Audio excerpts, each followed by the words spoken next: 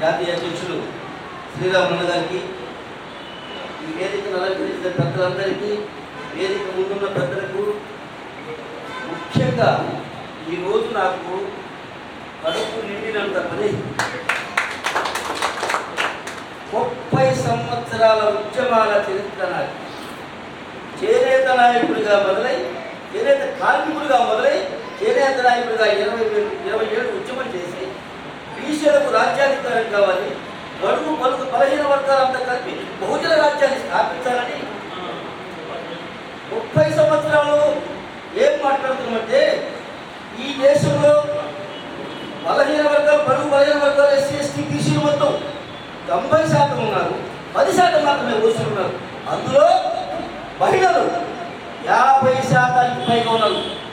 ఏ గ్రామం, ఏ జిల్లా, ఏ రాష్ట్రం చూసుకుని ఎక్కడైనా మహిళలే 1 10 ఎక్కువ ఉంటారు.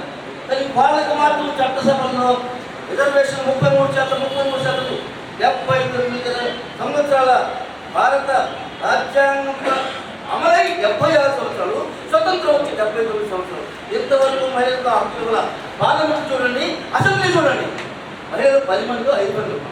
నిన్న కూడా మహిళలకు ఇంకా ఇవ్వలేదు మేడం. 33% ఇస్తామని చెప్పి బీజేపీ దొంగ నాటకం ఆడి కాంగ్రెస్ అందులో పాత్ర వహించి ఇద్దరు కలిసి ఆ మహిళలకు ఆశలు లేపించి దాన్ని మింగపెట్టి పక్కన పెట్టారు. మహిళలకు మేము 50% గత 2 సంవత్సరాలుగా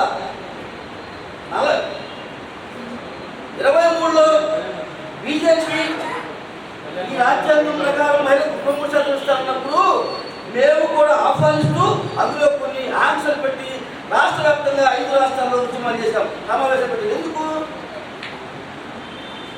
మహిళలకు 33% ఇస్తారు, సంతోషమే, కూర్చున్న కోరిక మాకు కూడా.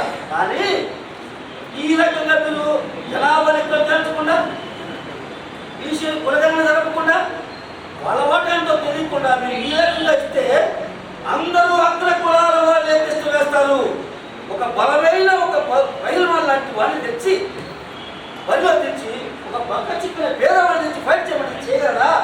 అందుకే మేము బీసీలకు రిజర్వేషన్ కేటాయించిన తర్వాత, మహిళా కోటా కేటాయించిన తర్వాత రాజ్యాంగం ప్రకారమే అమలు చేయనప్పుడు ఆ రాజ్యాంగం అట్టుకొని పక్కన కోల్డ్ స్టోరేజ్ పంపించాం. నిన్న మళ్ళీ 2029లో అధికారంలోకి రావాలని బీజేపీ దొంగనాటకం పెట్టింది. అయితే మేమేమంటున్నాం, ఇప్పుడు 33% ముగించండి.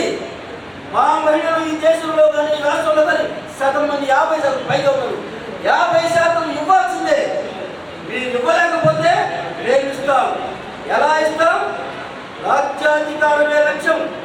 ముఖ్యంగా ఈ 2 సంఘాలు కలపడానికి ముఖ్యమైన కారణం 30 సంవత్సరాల ఈ ఉద్యమ చరిత్రలో శ్రీరాములన్న లాంటి ఒక మంచి నాయకుడు నాకు సమవుచ్చి దొరకటం నా అదృష్టంగా భావిస్తూ ఈ వేదిక ఆషామాషిగా పెట్టింది కాదు మిత్రులారా. ఈ రాష్ట్రంలో అనేక పార్టీలు ఉన్నాయి, అనేక సంఘాలు ఉన్నాయి, 100,000 సంఘాలు ఉన్నాయి. తమ్ముడు మాట్లాడి చాలా సంతోషం వేసింది. అటువంటి యువకులు ఈ భవిష్యత్తు యువత కోసమే, మీలాంటి వాళ్ళ కోసమే మా పోరాటం అంతా. ఎందుకు? 79 సంవత్సరాల ఈ స్వతంత్ర భారతదేశంలో 460 కులాలు ఉన్నాయి ఈ దేశంలో. కానీ పాలిస్తున్నది 3-4 కులాలు మాత్రమే. దేశంలో అగ్ర కులాలంటే బ్రాహ్మణులు. రాష్ట్రంలో పాలిస్తున్న ముఖ్యంగా తెలుగు రాష్ట్రాలైన ఈ ఆంధ్రప్రదేశ్లో 2 కులాలే, రెడ్డి, కమ్మ. 70 సంవత్సరాల్లో 50 సంవత్సరాలు కాంగ్రెస్ పరిస్థితే ఎంత పరిపాలన? 30 సంవత్సరాల దాకా ఇప్పుడు తెలుగుదేశం పరిపాలిస్తే కమ్మ పరిపాలన.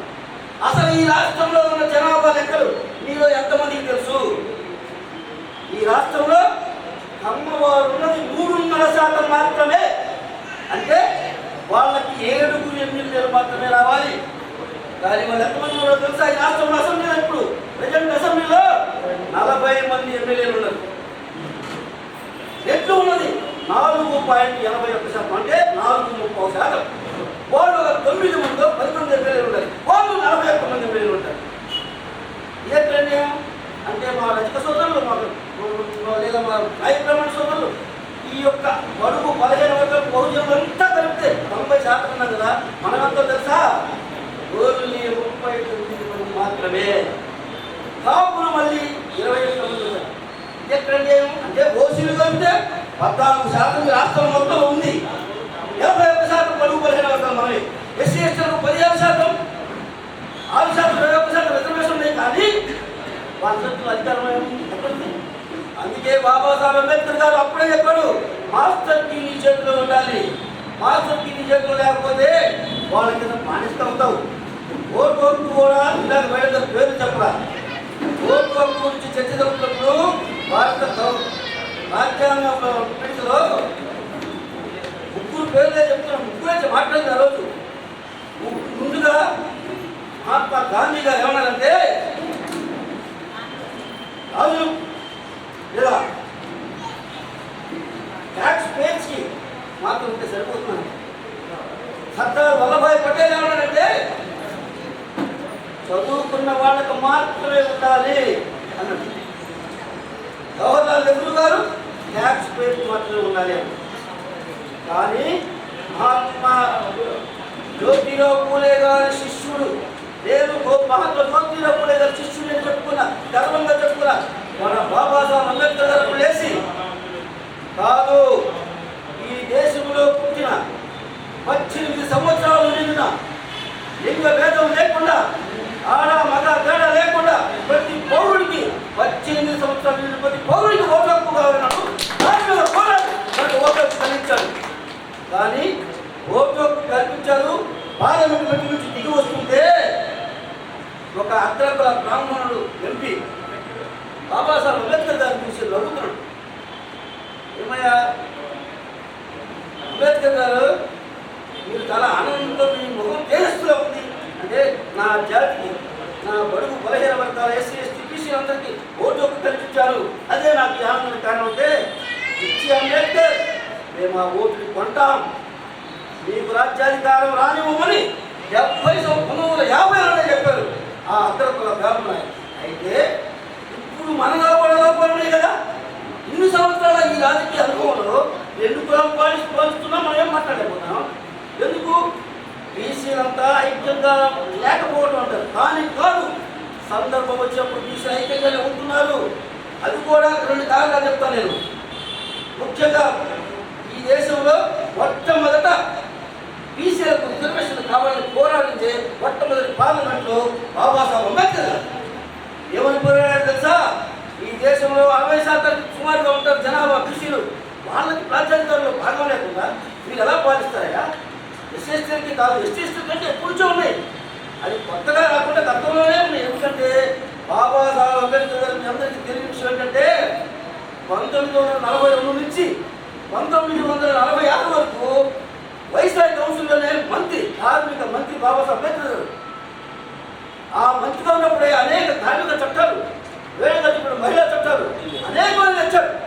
అయినా వాటిని అమలు చేయడానికి ఈ పాలకులు ఇష్టపడకపోతేనే పార్లమెంట్లో పోరాడి మహిళలకు ఏమన్నా ఓటకు ప్రజలందరూ కల్పించాడు.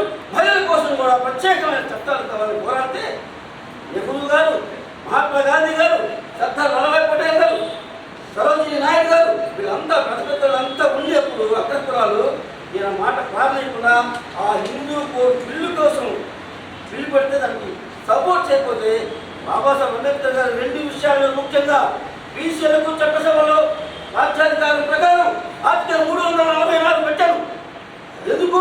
బీసీల కోసం కమిషన్ వేసి ఆ కమిషన్ ద్వారా జనాభా లెక్కలు తెచ్చి బీసీలకు రిజర్వేషన్ కల్పించాల్సిన అవసరం ఉందని ఆర్టికల్ 340 అనేది రాజ్యాంగం వాళ్ళు పొందుపరిచాడు. అప్పుడు నెహ్రూ గారు ప్రధానమంత్రి గారు చెప్పాడు, ఈ రాజ్యాంగం ప్రకారం ఈ కమిషన్ వేయండి, బీసీలందరికీ సమానంగా వాళ్ళ జనాభా ప్రకారం రిజర్వేషన్ కావాలంటే నెహ్రూ అంగీకరించరా. ఏమయ్యా, బీసీలకు మనం రిజర్వేషన్ కల్పిస్తే మాకు సీట్లు ఎందుకుంటాయిగా, 60% ఉంటాయి కదా, సీట్లు వాడకపోతే మేము రాజ్యాధికారులు ఉండం కదా అని దాన్ని ముందు అంగీకరించకపోతే 2 విషయాలు, హిందూ కోడ్ బిల్లు ప్లస్ బీసీలకు రిజర్వేషన్, ఈ 2 సాధ్యపడలేదనే బాబాసాహెబ్ అంబేద్కర్ గారు న్యాయశాఖ మంత్రి గారు రాజీనామా చేసి బయటకొచ్చారు. అయితే అప్పుడు ఒక కుట్ర చేశాడు నెహ్రూ గారు.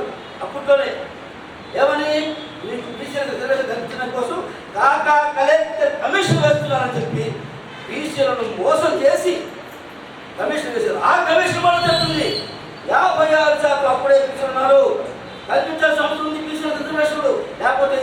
నిలబడదు అని చెప్తే ఆయన మంత్రివర్గ కమిషన్కి ఇస్తే మళ్ళీ పిలిపించుకునే కమిషన్ కాక కలెక్టర్ గారిని